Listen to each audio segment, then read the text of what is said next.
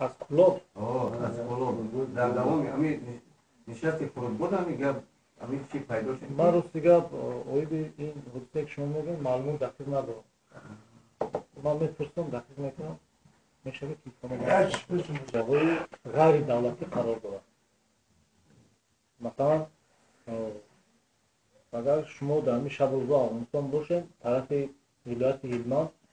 یا ولایت‌هایی که با پاکستان هممرز هستند قریب 70% ولایت‌ها در اختیار قوه‌های غیر دولتی میباشند. در اونجا نه امریکایی رفته میتونن نه روس‌ها. در اونجا مثلا مشکلات دیگه هم زیادتر است. اونجا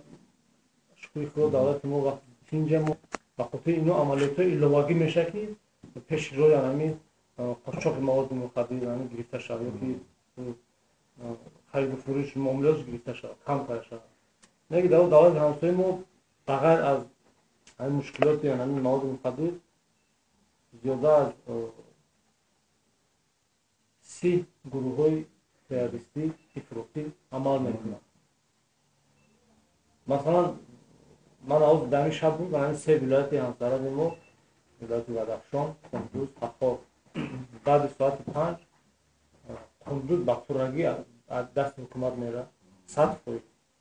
دستی گروه طالبان میشه.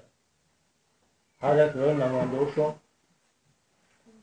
این بعد از شام رخ میتونه همیشه بعد از شام میشه خیلی هم بعد دستی طالبان میاد بعد شام شد سر اینجا یا اون که اون کسون بدون افغانستان نبودن شما در روزه هم روزه گروه خدمتی ما استاد دادن مثلا از افروز نشتگی فقط بود بعد چیز نمیدونم دقیق نشدن و بعدش رد کردن 4 نفر سربازی که در شما سربازی منطقه 5 ادای خدمت میکنن سربازی کاتولیک 20 روز شد از طرف همین نماینده‌های حرکت طالبان رابطه شده برافت رو استفاده کردن همین توجیه همین مسئله حل و فصل نشده یا اون چیزی هستن نیست بر نگاه نه مسئله که همون مشکلاتی که میتونه در وقت برای ما افغانستان ایجاد کنه فقط پیشگیری کردن راه تولید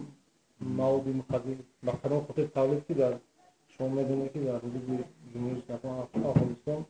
در لابراتوری خود کارخانه‌های زیاد فعالیت میکنند در همین دولت استحصال میشه در این مواد مخدر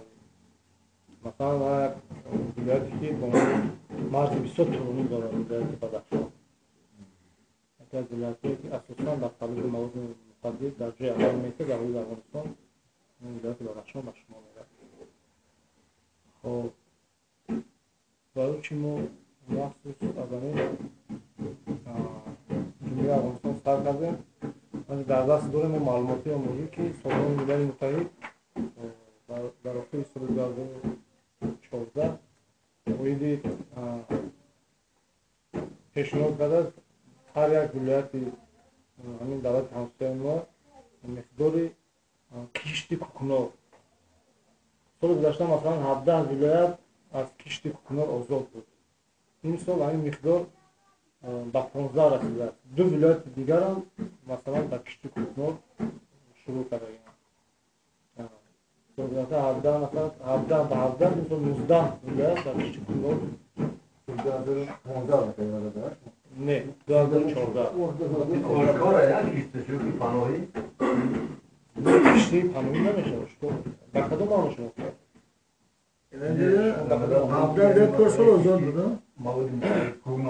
در دوره قانونی که در